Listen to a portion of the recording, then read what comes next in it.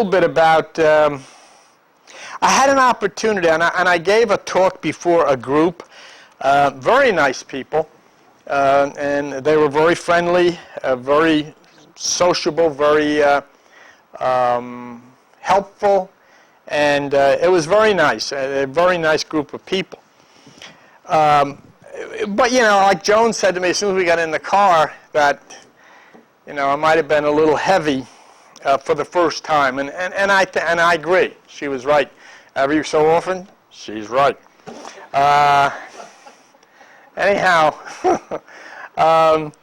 it probably was a little strong, and there were some people there that had some problems with it, but for the most part, I mean, they were very, very nice and very, you know, cooperative and nice, even if they might not have understood it all. There was one question in particular that I'd like to comment on, and one gentleman seemed to take a little exception when I presented the statement of archaeologist Zev Herzog of Tel Aviv University in Israel, that the stories of the Old Testament never happened. And he was troubled by that. And of course, you could multiply him by millions who would be troubled by that, you know. And as he said, well, you know, you can say this guy said that, but there are many others who think differently. That, you know, that other scholars would disagree. That's true. That's true. I guess what drew me to Zev Herzog is this guy is saying this in the middle of Israel. I mean, you know, where he could really conjure up a hostile audience, but he said it. And I just thought we'd look at that for a bit. You know, when you get questioned in a situation, and I've never really wanted to get into any kind of confrontation with anybody, and I certainly wouldn't in this particular case, and that was fine. And the man is right. There are a lot of people who don't agree with this. But let me just show you, and this was basically the slide that drew that concern. That's Zev Herzog. And he said, the many Egyptian documents known to us do not make any reference to the sojourn of the children of Israel in Egypt.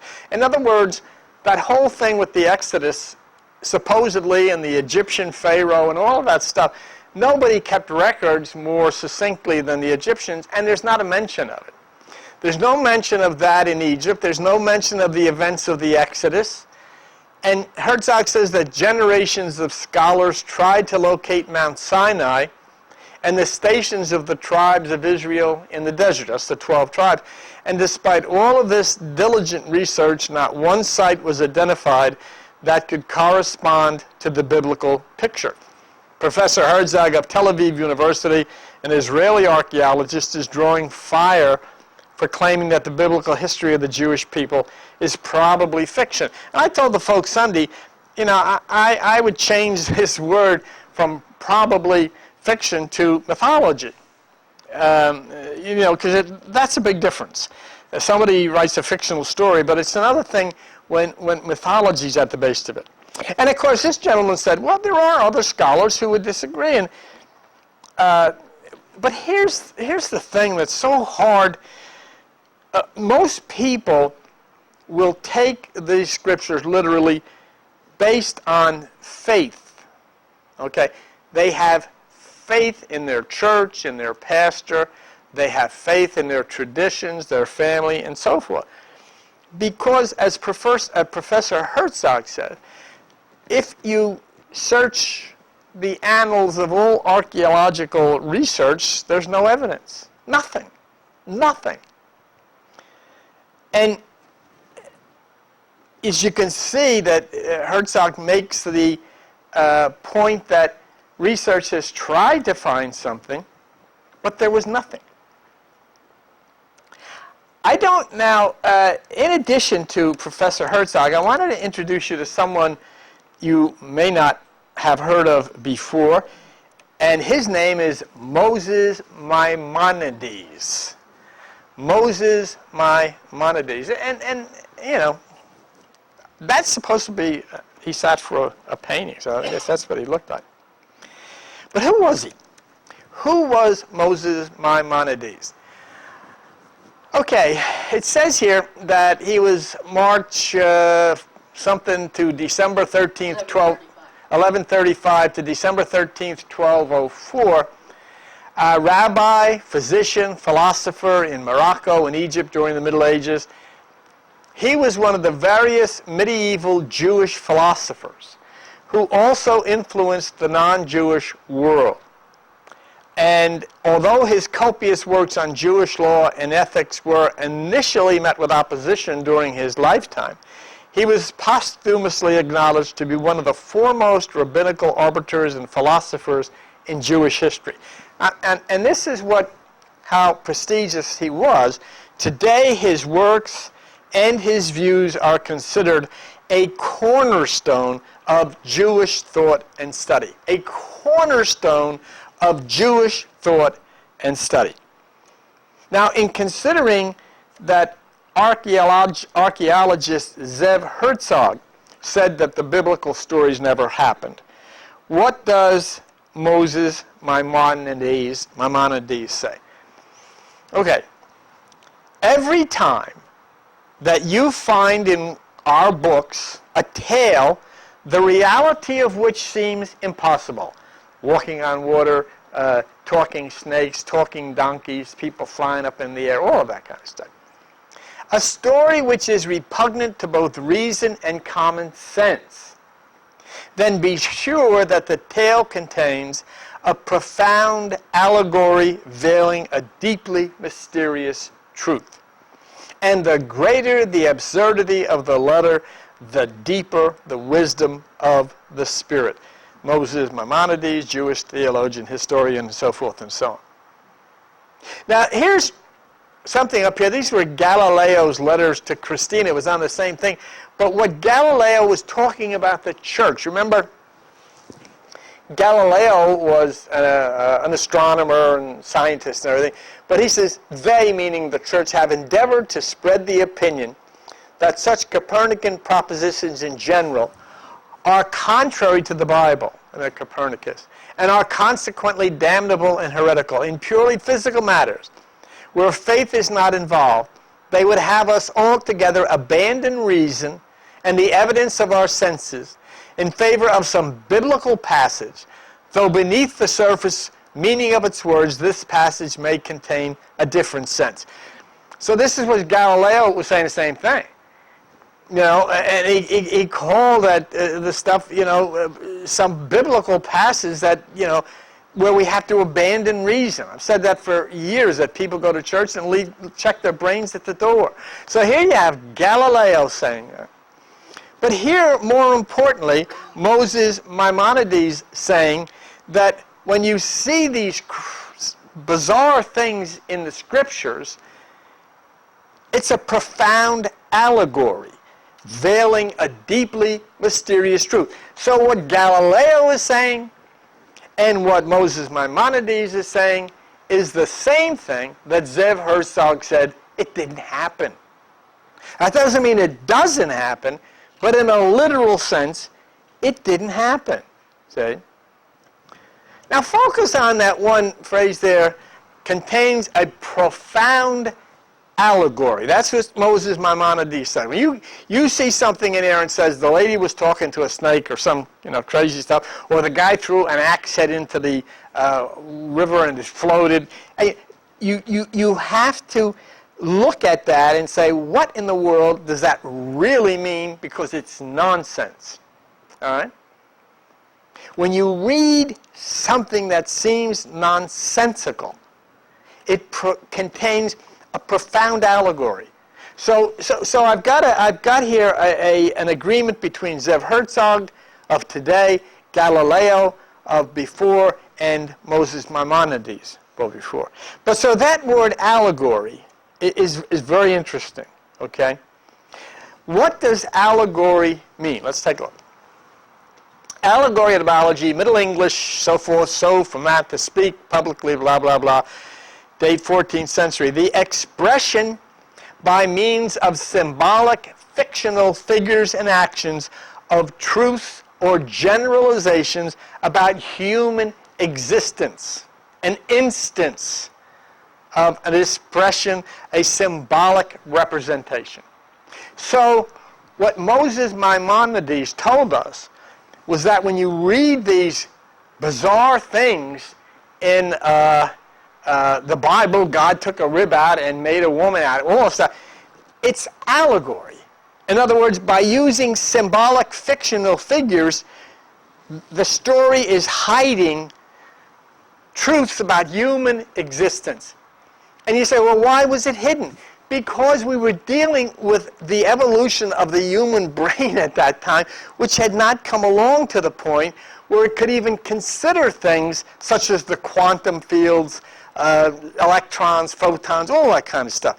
It had never even been considered. And so this was laid down until the human brain had evolved to the point where it can understand that.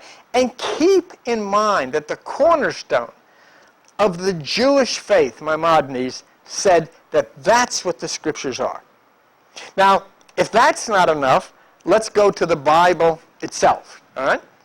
The Bible itself in Galatians 4:22 said, "It is written that Abraham had two sons, one by a bondmaid, the other by a free woman. He who was of the bondwoman was born after the flesh. He of the free woman was by promise." And what's the last line? "Which things are an allegory." Now that's in the Bible. So now what do we have that says this stuff is not literal? Zev Herzog, archaeologist, Galileo, astronomer, Moses Maimonides, the cornerstone of Jewish study, and the Bible itself. And you know that the amazing thing about this is that the overwhelming majority of people who carry Bibles under their arms and all of that stuff will take every word of it literally. And by doing so, miss the entire thing. Now this story of Abraham and having children is one of the most famous stories in the Bible. Now what tip does the Bible, and the Bible always gives you a tip to say, whoa, you better think about this twice about whether this really happened. You know how in the message of the crucifixion of Jesus in the Bible, in the book of Matthew, gives you a big tip that this was not necessarily a physical thing, because right after Jesus dies, everybody gets out of their graves. They crawl out of their graves, and then they walk downtown to the mall or wherever they went, you know. I mean, that tells you, wait a minute here. This might not be the way it was. Because that never happened. Historically, it never happened, and if that didn't happen, then what is to say the crucifixion happened? Once again, I'm not saying it did not happen. What I'm saying is it did not happen literally, but it does happen, let's call it spiritually.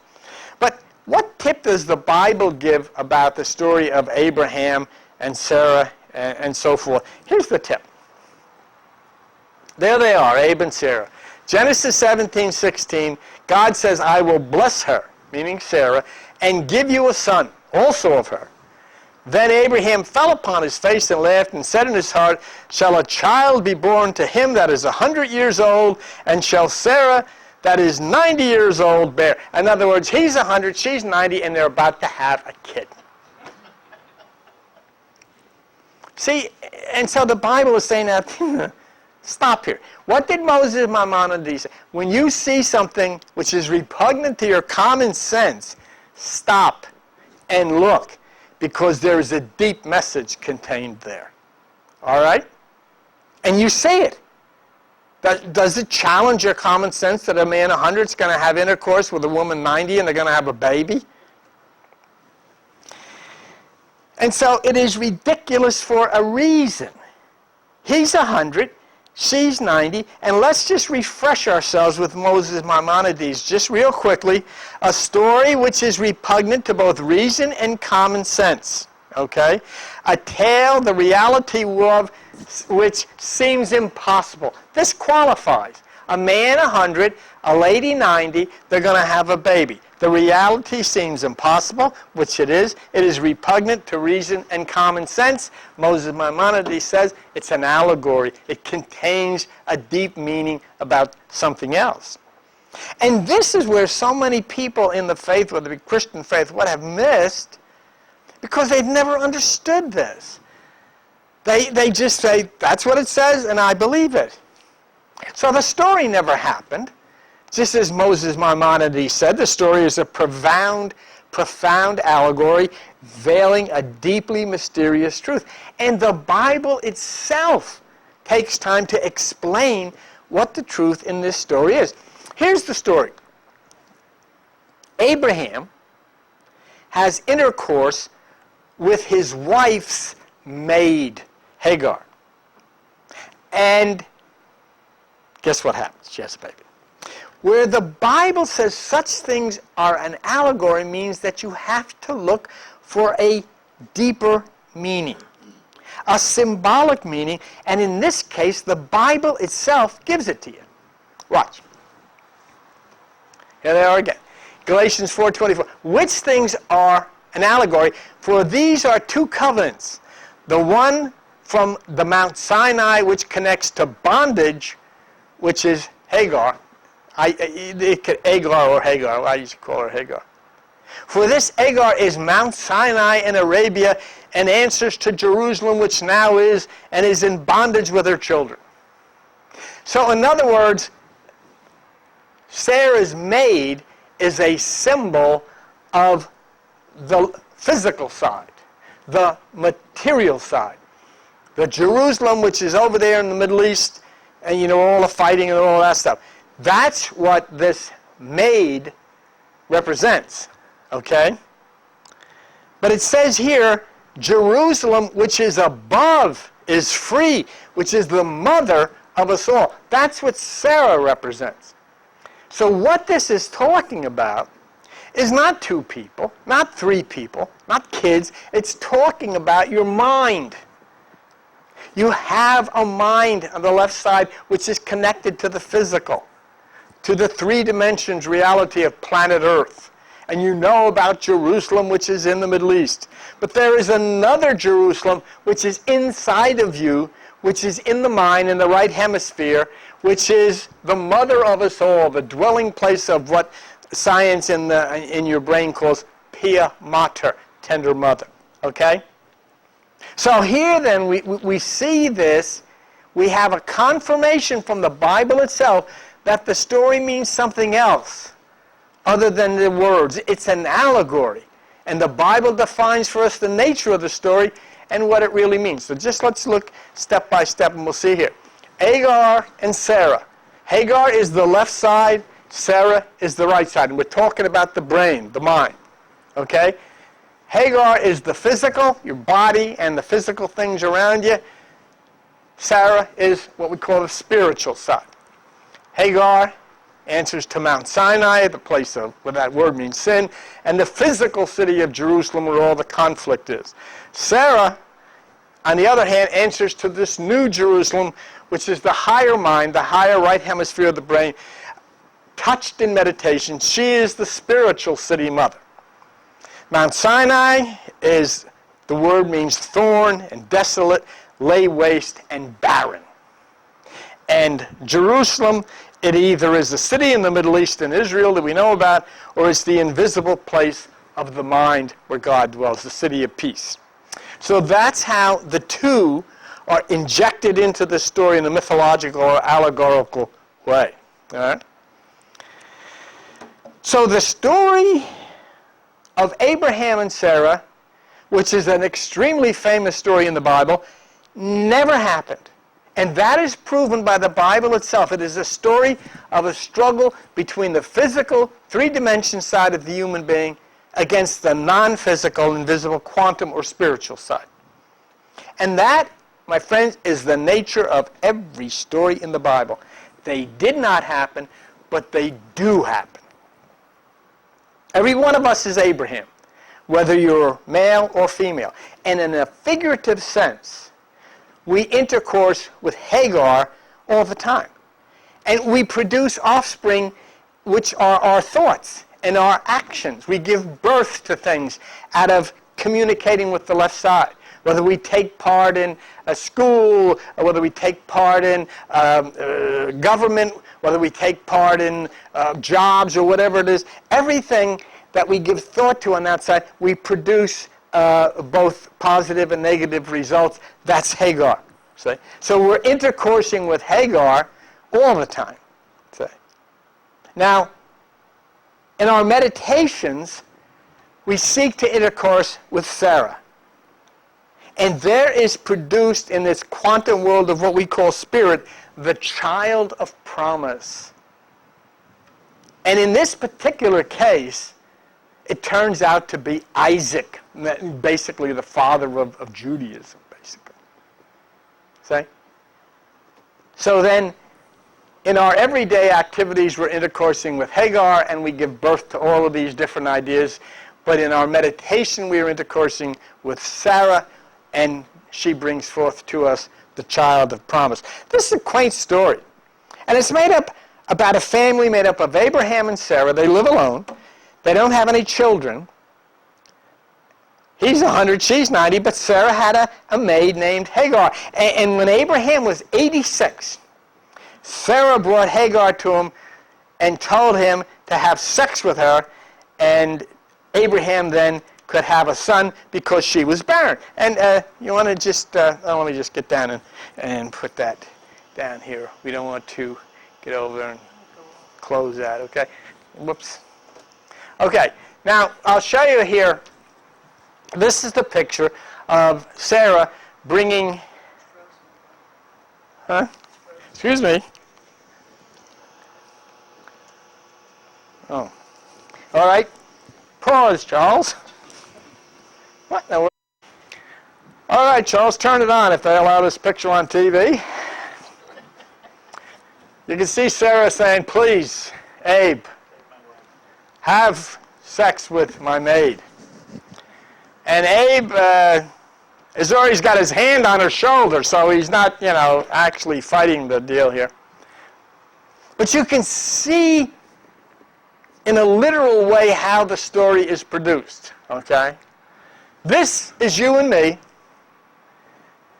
This is when we are in our normal left side, and this is when we are in our spiritual right side. You can see Abe saying there, well, Sarah, if I must, I must. I gotta fulfill the word of God,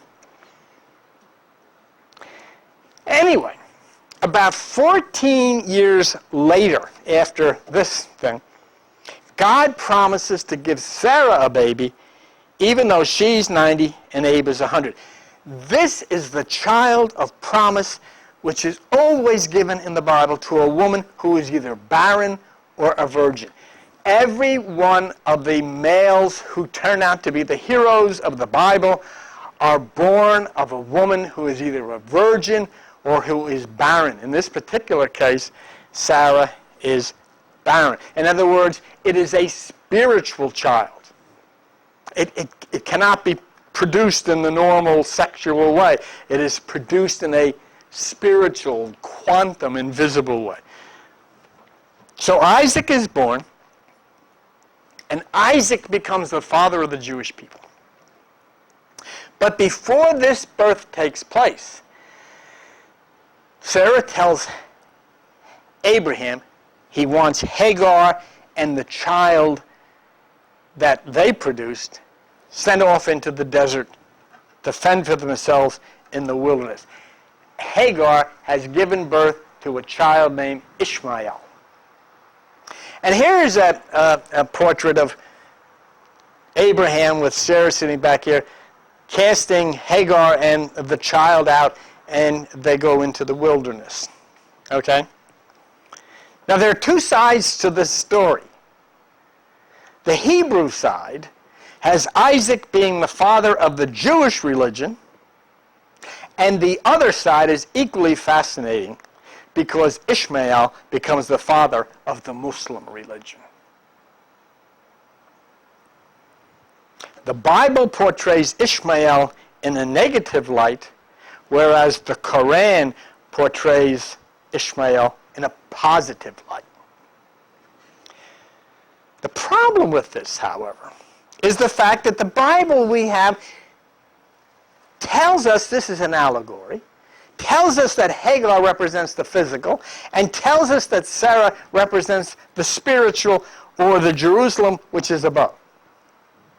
Now once we accept, and this is what you have to do, and this is what it is difficult for people, if I was to speak out of this place, to accept this. Once we can accept this as mythology, we can then unravel the story as a deep explanation as to what goes on in that quantum or spiritual realm which is within us all. We formulate our minds based on our physical contacts from birth. Our parents train us, our friends train us, the schools train us, the church trains us, the army trains us, the corporations train us. Everything is put together, and that's who we are. That's Hagar. That's Hagar. We never bother with the inner mind, which is accessible through meditation. There is where we are barren. There is where the wilderness exists, and you know what? Because you've never gone there. You don't know what is inside of yourself if you haven't gone there. But you know what the wonderful thing this story is saying? She's 90, no matter how long that beautiful place has been left barren, it is ready, as soon as you touch it, to bring forth to you the child of promise. That's what the story is all about. It's a very important story to all of us. And yet it's treated as some kind of a fiction, adventure story. It has nothing to do with people. It has nothing to do with sex. It is a symbolic story of the human mind, whether we are to be led in this life by the physical, three-dimensional, material realm, or we are to be led by the higher realm, which appears barren to us when we separate from thought, but is actually the place where the child of promise is born. That's exactly what the story of the Virgin Mary giving birth to Jesus is. Jesus is a child of promise. Elizabeth has a baby through the normal ways. John is not the child of promise, but Mary gives birth to Jesus, a child of promise, and she's a virgin. It goes through from the book of Genesis all the way on. You see, when a baby is born, the baby is born with the right hemisphere as a beautiful garden. If the child was raised to understand that, if the child was raised in meditation, that garden would nurture from the beginning time of his or her life. That's why children spin, because that's the true nature of God. That's the true nature of the universe. That's why children have secret friends that they talk to and see and that nobody else can see. But we know what happens? When we instruct them that it's only their imagination and soon they'll become just like us, and they do. And the beautiful garden of the mind becomes barren and filled with dust and weeds because nobody goes there. The Bible speaks of this place within us. It's the place of meditation. It's the place where we separate from the thoughts of the left side.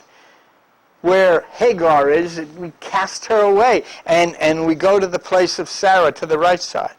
But because so few people go anymore, or now, or for a long time, it's barren. And why is it barren? Because we are consumed by religion. We don't go in here to the temple, we go to church. We're going to the wrong place. Thus, this place of meditation has become a wilderness, a barren place that was once a beautiful garden because a few failed to look within themselves. Now, this is a quite startling, it's quite a startling scripture. It comes from Jeremiah 12:10, but look who's responsible for this barrenness. Jeremiah 12:10, many pastors have destroyed my vineyard. They have trampled my portion underfoot. They have made my pleasant portion a desolate wilderness. They have made it desolate, and being desolate it cries out to me. The whole land is made desolate because no one considers it's mine. That's quite a thing. That's right, and you can go Jeremiah 12:10. There it is. The pastors did it. And you can go to any one of these pastors and they'll say, don't you go near this guy. Don't you go near that hidden meat. Oh, don't you go inside of yourself. You open yourself to devils and demons. They'll chase you with a fork. And you know what? People believe it. People believe it. You see the words, many pastors? A desolate wilderness, because they have told people not to separate from thought as Jesus instructed. They've told people not to energize the single eye as Jesus instructed. They've told people that the kingdom of God is not within them as Jesus instructed. And so the place is barren, like Sarah. But regardless of how barren it may be, and regardless of how long, when one goes there, the child of promise is brought forth. That's the whole meaning of the many stories in religious cultures of virgins giving birth, or those who are like Sarah, the barren giving birth. So if we read the story of Abraham and Sarah as if it really happened, then what do we have? We have a version of the young and the restless, or we have a version of As the World Turns, or something like that. It's what it is. Abraham getting tired of not having a kid. His wife said, go ahead and jump in with the maid. And all kinds of stuff happens. But on the other hand, if we understand this story's mythology, we are aware that if we will move into the wilderness of meditation and separate from the thoughts of the left of the physical side, then this child of promise will come alive within us. This is how important it is to understand these things, not in the realm of history, but in the realm of quantum, invisible spirit. And I'll tell you something. Let's say we've got Zev Herzog, Moses Maimonides, Galileo, we've got, who else did the Apostle Paul in the Bible, all of them saying it's allegorical. All of them saying it's symbolic.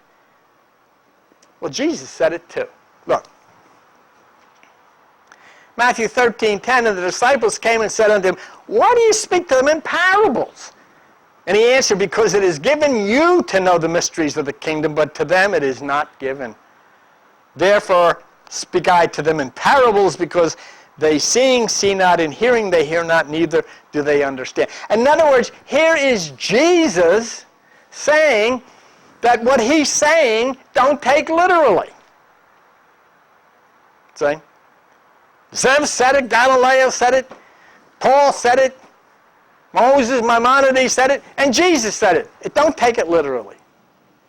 Because there was a time for this to be revealed. See? Look at this. In Matthew 13:34, all these things Jesus spoke to the crowds in parables, and without a parable he did not speak to them. In other words, he never uttered a word that wasn't symbolic. He never uttered a word that didn't mean something else. Don't tell me, or don't write me, or call me. Yes, read it. Read it. So what do we have? We have the archaeologist from Tel Aviv in Israel saying biblical stories never happened. We have the man considered the cornerpost of Jewish literature and law, Moses Maimonides, saying these things didn't happen. We have the Bible saying the classic tale of Abraham and Sarah is allegory. It didn't happen. And we have Jesus never uttering a word but in a symbolic parable.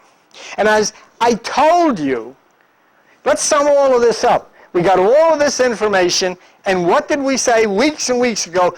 Where was the Bible written? In the center of Greek and Egyptian mythology, Alexandria, Egypt. All of the Bible stories are mythological. They mean something other than what they say The people never existed. The things never happened. But the things do exist now, and the things do happen now. Now let's look at a couple. Let's look at Noah's Ark. Noah's Ark. Noah's Ark never happened. But it does happen. The ark is the right hemisphere of your brain. That's where the ark is. People go looking on Mount Ararat and all over. I think I saw a piece of wood up there. Oh, it must be Noah's Ark. Oh, geez, I don't know. Look in here and you'll find it. When you go into meditation, you are entering Noah's Ark. You take two kinds of animals, which are, you take your entire physical nature, both positive and negative, and you seal yourself in the ark of meditation.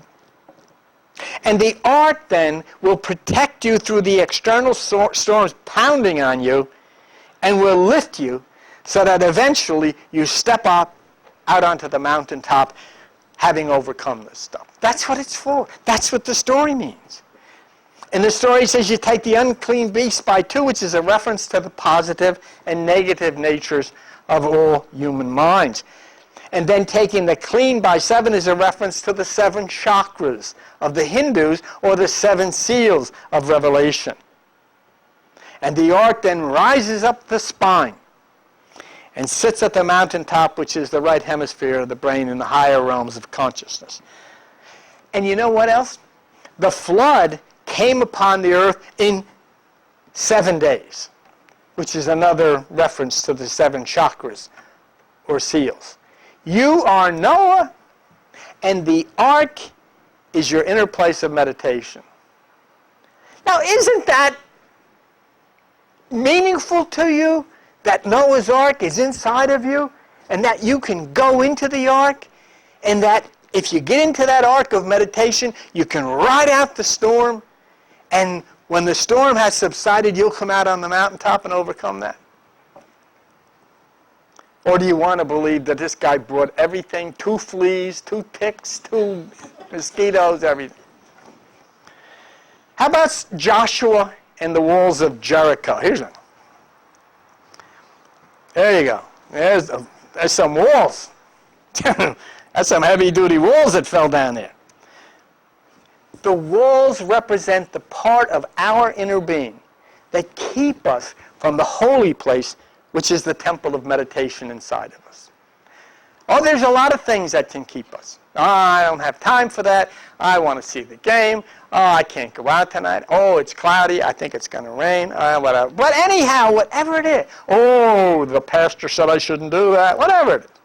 There are all kinds of walls to keep you separated from that holy city inside of yourself on the right side. How can you get into that holy inner place, which is also the ark? But for now, in this story, think about the 7 chakras of the 7 seals and consider this scripture. Joshua 6:4, and 7 priests shall bear before the ark 7 trumpets of ram's horns, and the 7th day you shall walk around the city 7 times, and the priest shall blow the trumpet. Do you really have to do that? I mean, doesn't it, can you see it there? Why the 7? And the Bible in the book of Revelation talks about the 7 seals and the 7 angels and all of this stuff, and rising up the backside, which is the spine. Yes, there is Hinduism in the book of Revelation, which is Christian. There are other things here to see besides the number 7. Notice the trumpets are from ram's horns. The ram is the symbol of Amun, or Amen, the Egyptian sun god. It is the symbol of the power of enlightenment, the power of light. And the trumpet is the symbol of harmony that flows from the breath of meditation. So we have the meditation with the 7 chakras, or 7 seals, causing the wall to fall that blocks us from the God that is within us. As we start in the meditation and that energy rises up through the 7, that's marching around the city 7 times, and the blockage falls down, and we are taken into the holy city within us. We have the power of light or enlightenment that we receive within. This is what brings down the walls. Now, there's another clue to this. As meditative mythology. We've gotten Moses and Maimonides and everybody. But let's go back to Zev Herzog in Israel. And he's going to tell you something about Joshua and Jericho. Herzog says there is no evidence that Joshua led the children of Israel into the Holy Land or brought down the walls of Jericho. Repeated excavations of various expeditions have only yielded disappointments. Get this. During the period when the conquest would have taken place, there were no cities there, and of course no walls to bring down. The lady is ever going to tell me, this guy doesn't know what he's talking about? Then send him a letter, send him an email. He's right in the middle of Israel. Do you think he would even dare say stuff like that unless he didn't have scientific documentation? There's not an archaeologist in the world that can say he's wrong, because nobody has ever found anything. So instead of dwelling on a story that literally is silly, we consider its meaning, and we march around the wall 7 times in our meditation as the energy drives up through the 7 chakras or the 7 seals, and the wall of the city falls, and we're then with God. Let's take a look at Jonah and the whale, or Jonah and the big fish. Yeah, there he is. That's a good picture, isn't it? I mean, I thought that was pretty neat. Jonah and the big fish. Now, if you're going to take this literally, you know, and people do, I think even this one would be a bit much. The man lived inside of the whale for 3 days and 3 nights. Well, listen up there, I think I'm going to get a little sleep. Yeah, I'll get up early for breakfast. I mean, please. Do you hear Moses Maimonides saying, is that enough to be repugnant to common sense? Of course. But the story's about us again. We're Jonah. We have an initial God connection as children. But because of the physical attractions, we run from the God connection and we try to find it in church. The story has Jonah trying to run away from God by sailing on a ship. But when he gets on the ship, this big storm comes up, and the other people on the ship are a little bit superstitious, and they connect this to God. Oh, this must be God did this. How come everything was calm until that guy got on the boat? God must be angry with somebody. Must be the new guy. They pick Jonah up and toss him overboard. Now we're in the water, which I have shown you over and over. This is the second stage of meditative consciousness. Earth, water, fire, and the new mind. This is where all this stuff comes from. This is the Greek stages of consciousness when Jonah, earth, you and me, go into the water. Now we will struggle in our meditation to come up into the air so we can be touched by the fire or the spirit. All right? So what happens here, okay, Jonah in the water is swallowed by a big fish. And you know why this story is so clever? Because God in ancient mythology is symbolized as a big fish. Now here's the bit about the origin of the fish god. See this? Well, let's go on to the next one. Even today, ordinary Christians routinely make use of the fish symbol. See it here? Not fully understanding its origin. As with many religious symbols, it was co-opted from pagan sources.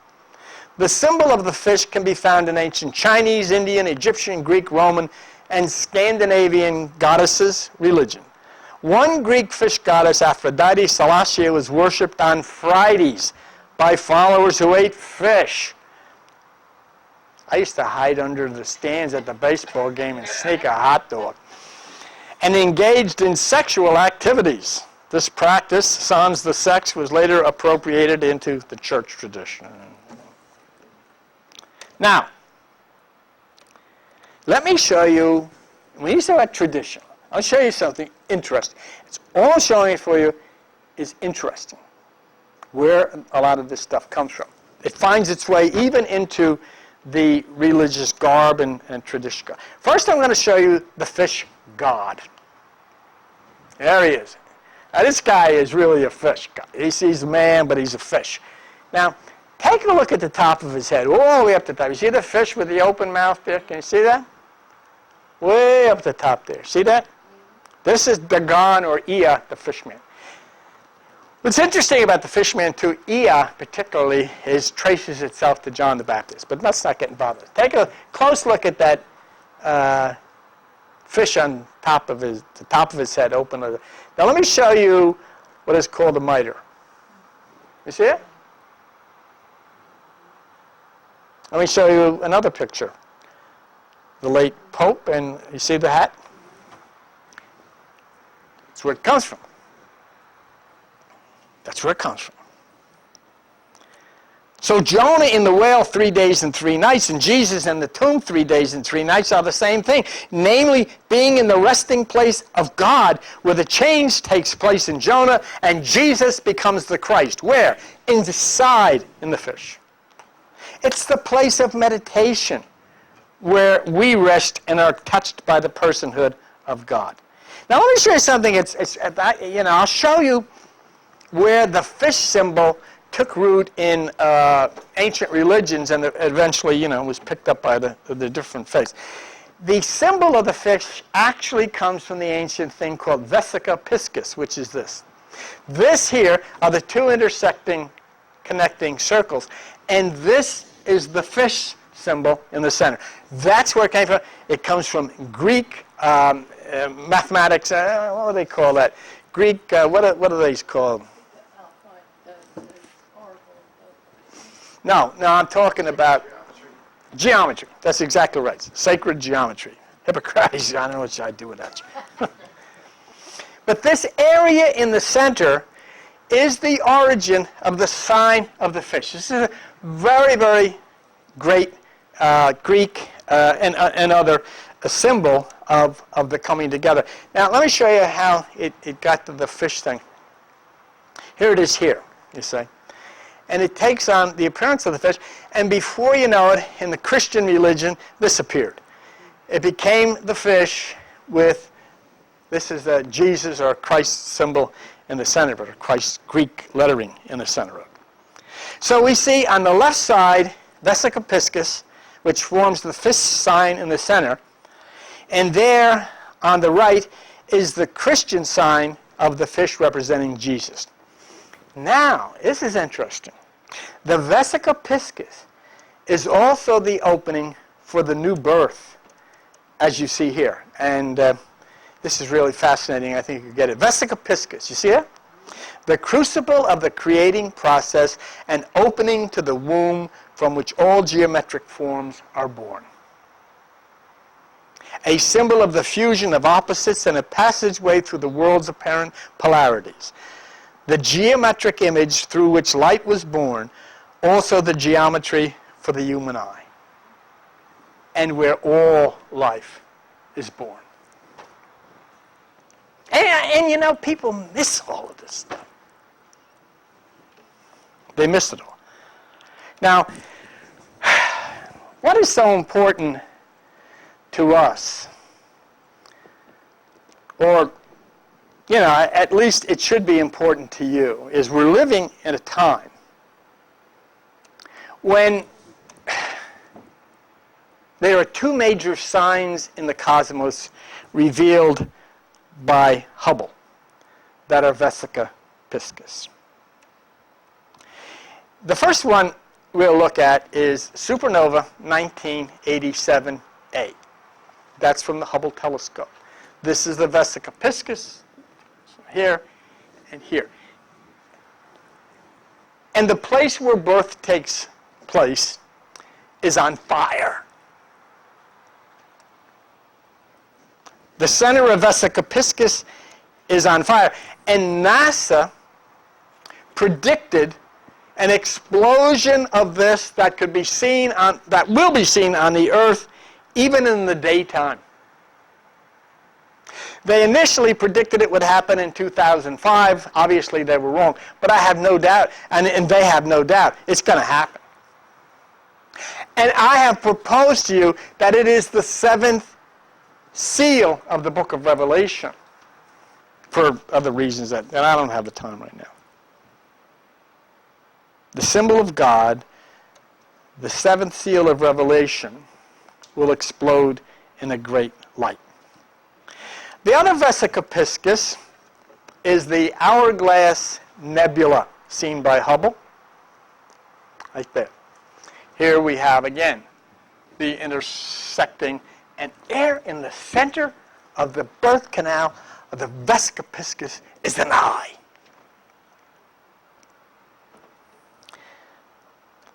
And when we zoom in to the center of the eye, if you just pull it back a little bit, you can see almost like the nose here. I mean, your mind creates it a little bit. But here is the center of Vesica Piscis. I know when I had a cataract surgery done, I have an Indian doctor who did it. And he did such a wonderful job, and I was so impressed that I brought him. I had this printed, and I put it in a frame, and we brought it to him. And he was quite startled. He just sat and looked at it. He said, "That's a human eye." And what just strangles me is that people, they don't know it's even there. There's a scripture in the book of Psalms that says, "I will guide you with my eye." And so all of these things then together that we have shared together and we have talked about here tonight together bring us to the point of saying, how important is it that we understand the Bible for what it is telling us about the reality of what we call the spiritual realm, instead of looking at the stories and saying, "I believe everything. I believe the snake talked. I believe the donkey talked. I believe all of this stuff." Instead of looking at that, we don't dare follow the cornerpost of Jewish literature and law, Moses Maimonides, who said, "Hey, use your head here. Use common sense. These things don't happen. They can't happen. What does it mean?" And that's never been. You can go into any church you want, and when they get up to talk about this stuff or read from the scriptures, they'll say the snake came up and they had a conversation. The guy was riding on the donkey, he hit the donkey, and the donkey turned around and said, "What the heck are you doing that for?" It's in the Bible. Yes, Jacob sat there and he saw 7 angels going up and down on the sky. Certainly he did. He was stoned. And that's where they saw things like that. You can actually, I could stand here for hours and hours and take just about every story that you want to read in the Bible and tell you what it means from a spiritual or quantum standpoint. Off the top of my head, let's take the story of, what was it, Hercules?